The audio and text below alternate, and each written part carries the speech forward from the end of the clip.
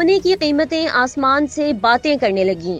गरीब सर पकड़कर बैठ गया। पाकिस्तान में सोने की कीमत एक रोज की कमी के बाद फिर बढ़ गई है। All Pakistan James and jeweller association के मुताबिक पाकिस्तान में सोने की फी तोला कीमत 1000 रुपए इजाफे के बाद 3,08,000 रुपए हो गई है। इस तरह 10 ग्राम सोने की कीमत 857 रुपए इजाफे से 2,64,060 रुपए रही। आलमी मार्केट में भी सोने की कीमत में इजाफा हुआ। सोना $6 इजाफे से $2,936 फी औंस रहा। गुज़िश्ता रोज पाकिस्तान में सोने की फी तोला कीमत में 2,000 रुपए की कमी हुई थी, जिसके बाद फी तोला सोना 3,07,000 रुपए का हो गया था।